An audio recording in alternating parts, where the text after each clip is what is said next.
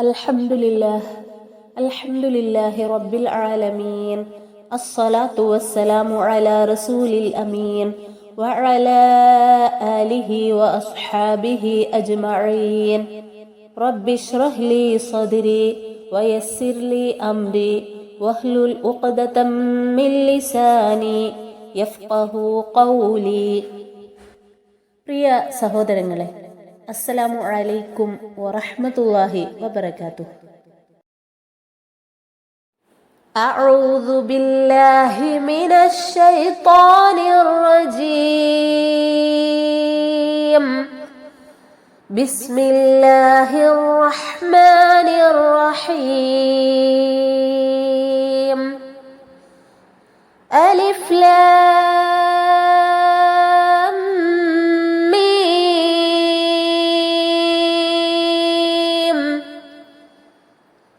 അല്ലാഹു ലാ ഇലാഹ ഇല്ലാ ഹുവൽ ഹയ്യുൽ ഖയ്യൂം.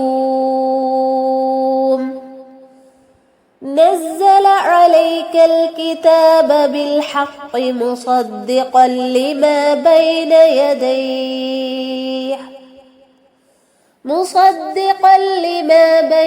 يديه وأنزل التوراة والإنجيل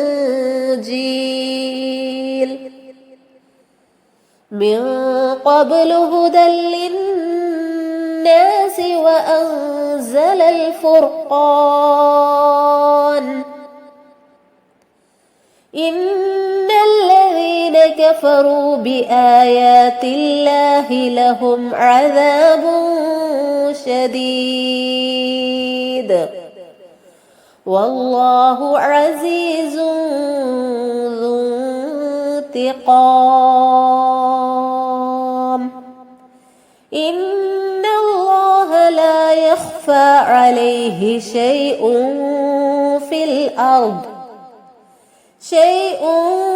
في الأرض ولا في السماء. هو الذي يصوركم في الأرحام كيف يشاء. لا إله إلا هو العزيز الحكيم. هو الذي أنزل عليك الكتاب منه آيات محكمات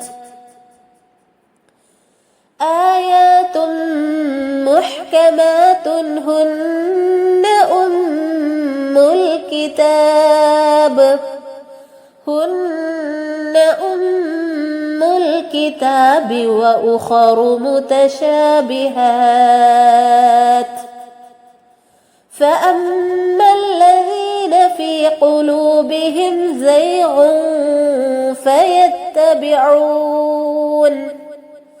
فيتبعون ما تشابه منه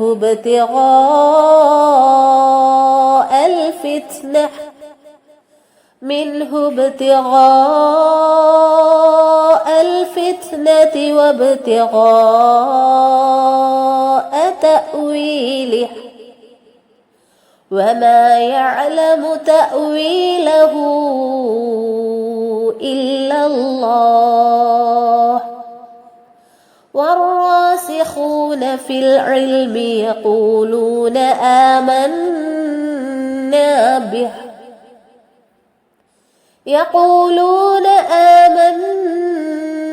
به كل من عند ربنا وما يذكر إلا أولو الألباب. ربنا لا تزغ قلوبنا بعد إذ هديتنا وهب لنا من لدنك رحمة إنك أنت الوهاب. ربنا إنك جامع الناس ليوم لا ريب فيه إن الله لا يخلف الميعاد.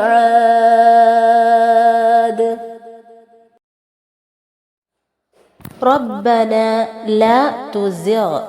ഇവിടെ റബ്ബന എന്നുള്ളതിലെ റ ഹെവി ലെറ്റർ ആണ്, പ്രത്യേകം ശ്രദ്ധിക്കണം. റബ്ബന ന എന്ന ദീർഘം സാധാരണ ദീർഘമാണ്, 2 ഹർക്കത്തിൽ കൂടുതൽ അവിടെ നീട്ടാൻ പാടില്ല. ലാ തുസിഗ്, ഇവിടെ ല എന്ന ദീർഘവും സാധാരണ ദീർഘമാണ്, 2 ഹർക്കത്തിൽ കൂടുതൽ അവിടെയും നീട്ടാൻ പാടില്ല.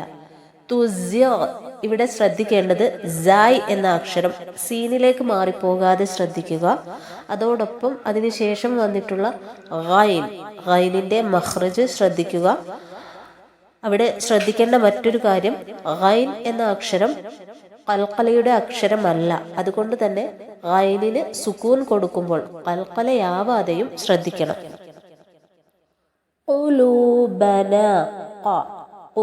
അവിടെ ഖാഫാണ്, കാഫിലേക്ക് മാറരുത്, പ്രത്യേകം ശ്രദ്ധിക്കുക.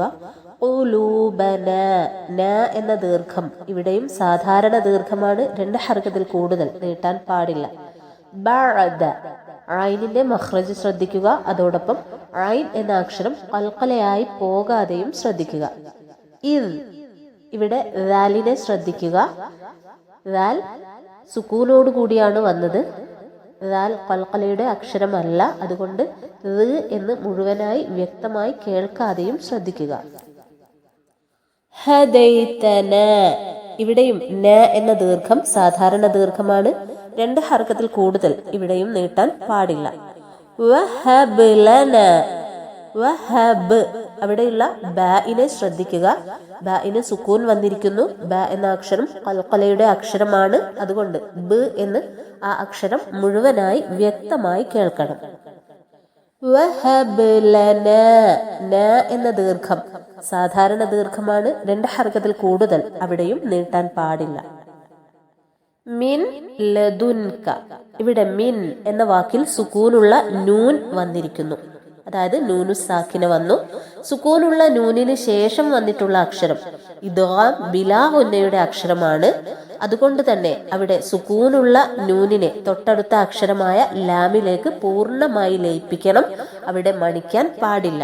മില്ല, മില്ല, മില്ലദുൻക, അവിടെ ലദുൻക, സുക്കൂനുള്ള നൂനിന് ശേഷം കാഫാണ്. കാഫ് എന്ന അക്ഷരം ഇഖ്ഫാഇന്റെ അക്ഷരമാണ്. അതുകൊണ്ട് അവിടെയുള്ള സുക്കൂനുള്ള നൂനിന്റെ ശബ്ദത്തെ മറച്ചു വെച്ചുകൊണ്ട് മണിക്കണം. മില്ലദുൻക, മില്ലദുൻക.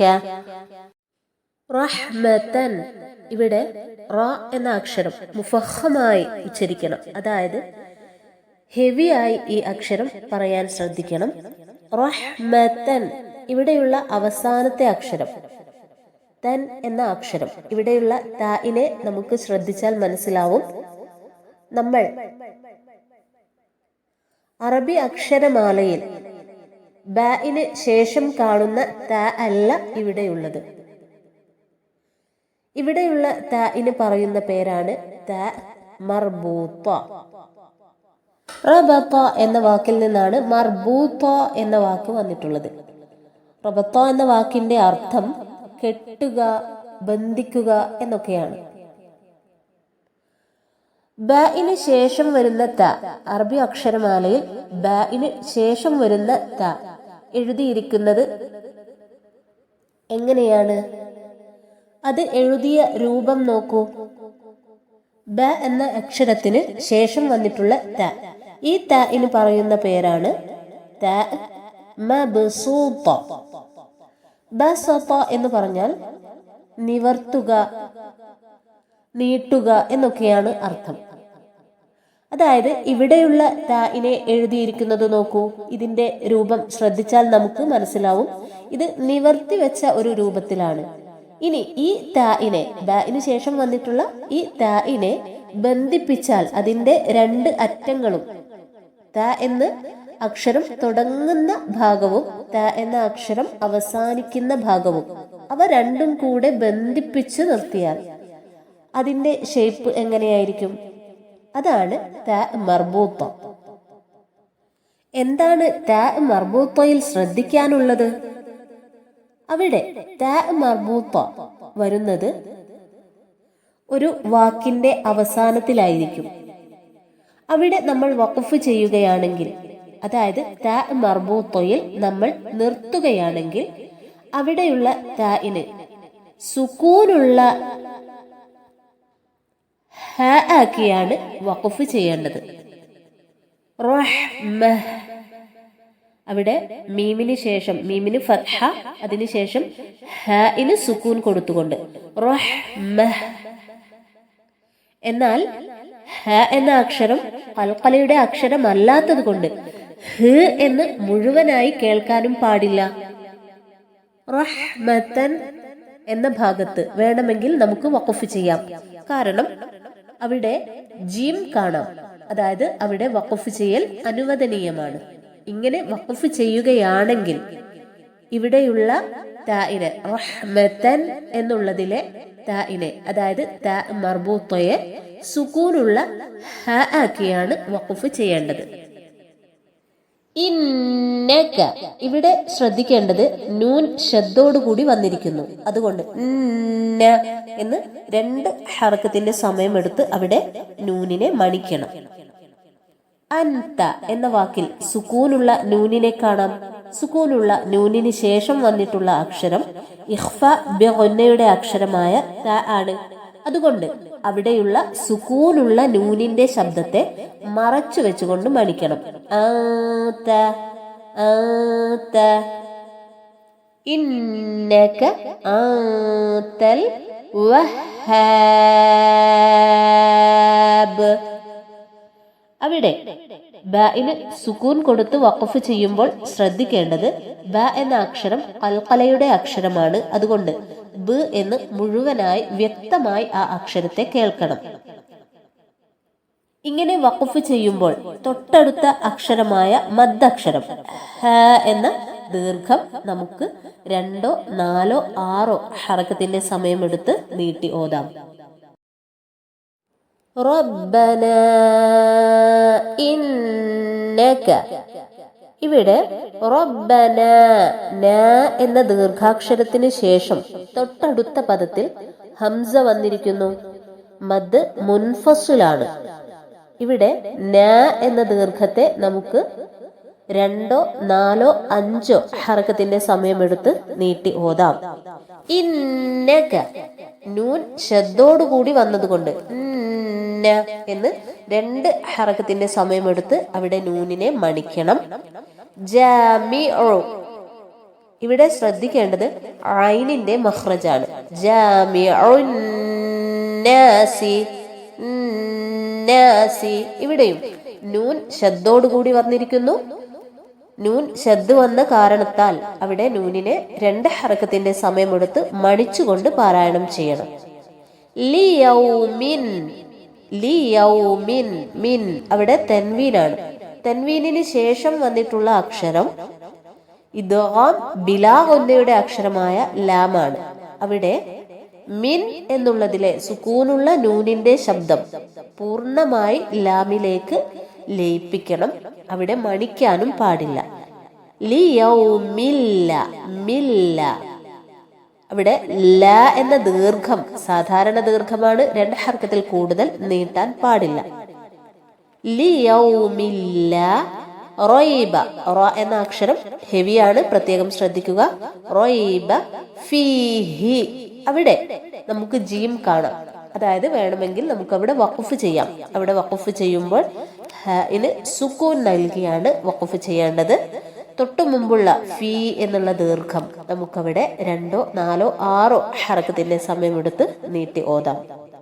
ഇന്നല്ലാഹ. അവിടെ ഇന്ന നൂനിന് ശബ്ദ വന്നതുകൊണ്ട് 2 ഹർക്കത്തിന്റെ സമയമെടുത്ത് മണിക്കണം. ഇന്നല്ലാഹ. ലാ, ലാ എന്നുള്ള ദീർഘം സാധാരണ ദീർഘമാണ്. 2 ഹർക്കത്തിൽ കൂടുതൽ നീട്ടാൻ പാടില്ല. യുഹ്ലിഫു. യുഹ്. ഖാഇനെ പ്രത്യേകം ശ്രദ്ധിക്കുക. ഖാഇന് സുക്കൂൻ കൊടുക്കുമ്പോൾ അവിടെ ഖൽഖലയായി പോകാതെ, അതായത് ഖ് എന്ന് മുഴുവനായി വ്യക്തമായി കേൾക്കാതെ ശ്രദ്ധിക്കുക. യുഹ്ലിഫുൽ മീആദ്. ഇവിടെ ഐനിന്റെ മഖ്റജ് ശ്രദ്ധിക്കുക. ആ എന്ന ദീർഘം നമുക്ക് 2, 4, 6 ഹർക്കത്തിന്റെ സമയമെടുത്ത് നീട്ടി ഓതാം. ദാലിന് സുക്കൂൻ നൽകി വഖഫ് ചെയ്യുമ്പോൾ ശ്രദ്ധിക്കേണ്ടത് ദാൽ ഖൽഖലയുടെ അക്ഷരമായതുകൊണ്ട് ദ് എന്ന് മുഴുവനായി വ്യക്തമായി ആ അക്ഷരം കേൾക്കണം. ഇത്രയും കാര്യങ്ങളാണ് ഈ 2 ആയത്തുകൾ, അതായത് 8, 9 ആയത്തുകൾ പാരായണം ചെയ്യുമ്പോൾ ശ്രദ്ധിക്കേണ്ടത്. ഇൻഷാ അല്ലാഹ് ഖുർആൻ ഏറ്റവും ശരിയായ രീതിയിൽ പാരായണം ചെയ്യാനും അതിൻ്റെ അർത്ഥമറിഞ്ഞുകൊണ്ട് ആശയം ഉൾക്കൊണ്ടുകൊണ്ട് ജീവിതത്തിൽ പകർത്തി മറ്റുള്ളവർക്ക് മാതൃകയായിക്കൊണ്ട് മറ്റുള്ളവരിലേക്ക് ഖുർആനിന്റെ വെളിച്ചം എത്തിച്ചു കൊടുത്തുകൊണ്ട് അല്ലാഹു സുബ്ഹാനഹു വ തആലയുടെ പൂർണ്ണമായ തൃപ്തി കരസ്ഥമാക്കുവാൻ കാരുണ്യവാനായ റബ്ബ് നമ്മെ ഏവരെയും അനുഗ്രഹിക്കട്ടെ. ربنا آتنا في الدنيا حسنة وفي الآخرة حسنة وقنا عذاب النار. ربنا تقبل منا إنك أنت السميع العليم وتب علينا إنك أنت التواب الرحيم. آمين آمين آمين برحمتك يا أرحم الراحمين. وآخر الدعوانا أن الحمد لله رب العالمين. السلام عليكم ورحمة الله وبركاته.